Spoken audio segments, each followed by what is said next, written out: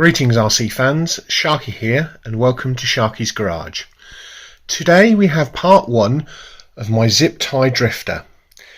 Using basic tools and zip ties I'm going to convert my stock JJRC Q61 into a drifter.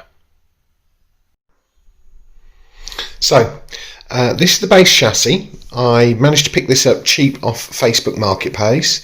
I was using it as a test bed for another project I have where I'm making a brooder toy lorry into an RC articulated lorry for towing trailers.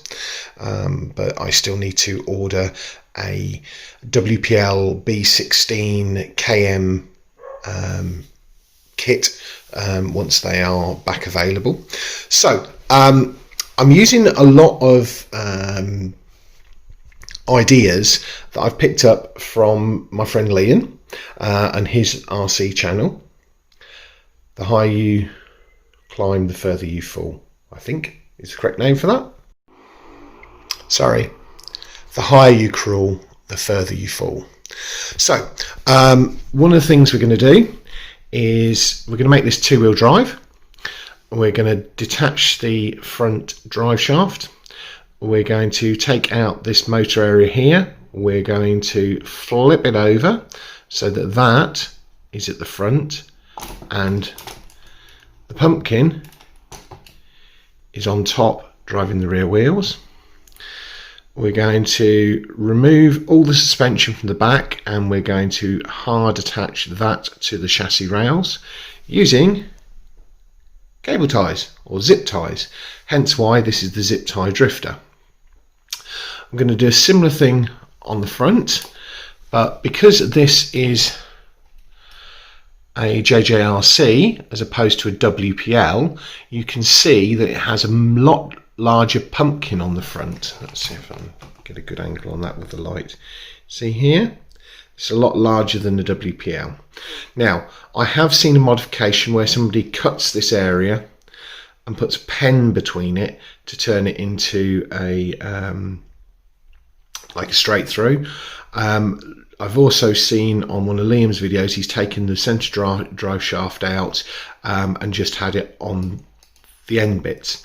So we'll see what happens with that with stage 2. At the minute I don't want to make any of this unreversible because it's a project and trying to do it.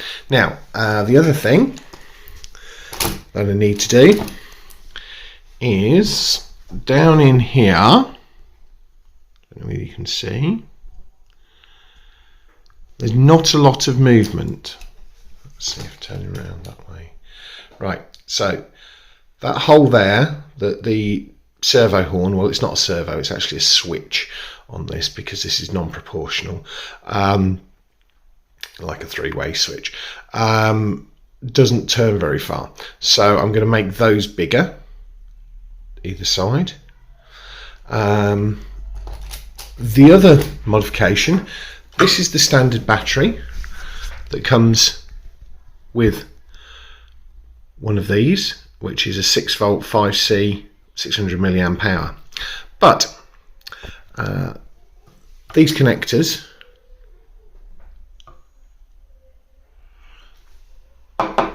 do have bigger batteries. Now this one, which is a 7.4 volt 1300 or 1500 milliamp hour, is what comes with the MN 99 series, and I've got 3 of these, and it's obviously high capacity, so it's going to give me more power. The idea being is that I'm going to get this back end as low as possible. I'm going to get as much weight as possible over the front end and see if I can drift it. Okay, time for me to do some work, and I'll give you an update with that as I get on with the various parts of this project, and then hopefully we should get some running footage at the end. I've also decided to make it easier, instead of having to do it underneath, I am going to take out the switch here and see about flipping it over so that the switch is on top, because I'm not running this with a body currently, and having the switch underneath is a bit of a pain in the bum. Later on, when I do get an appropriate body, if this project continues and if this works out, then I will look at mounting it somewhere else, but at the minute I'm going to take that out as well.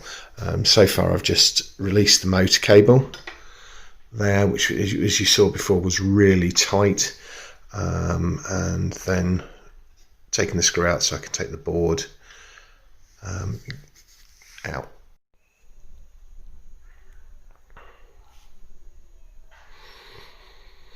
Right, so all I've done so far is taken out 4 screws on the side here, the 4 screws the other side, which has detached the rear, and that all just literally will come apart in a minute. While this is apart here, I should be able to slide these bits out. There's a little retaining nug here, which Liam shows in his video, where by taking a pair of side cutters, you can flip it over so that it goes around into the other position. So once this is all free, that's the next stage, is to flip this over with this like this. You can see the chassis back together.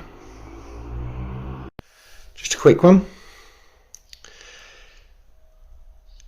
Using a flat bladed screwdriver, prise up these parts here. You can take this out to make this reversible, because if you don't, it'll hit against the front there.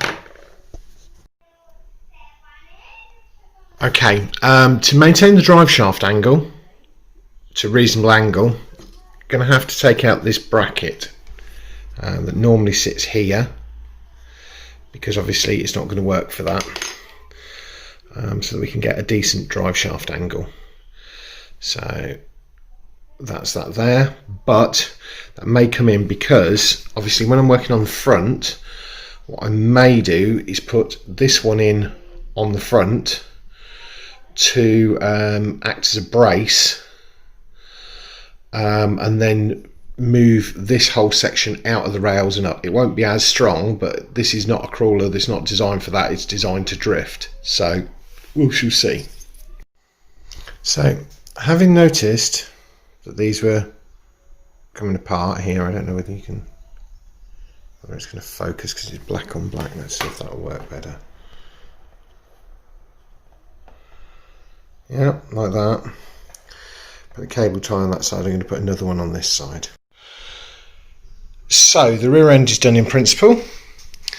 We have got that brace back in because we don't need it, because we've moved the axle up on top. If that doesn't work, we can move it back down with a cable tie holding those onto there. I may have to fix the rear so that it's not so it's not got independent, because at the moment as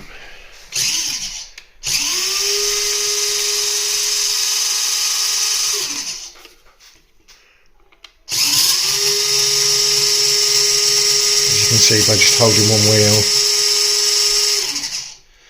and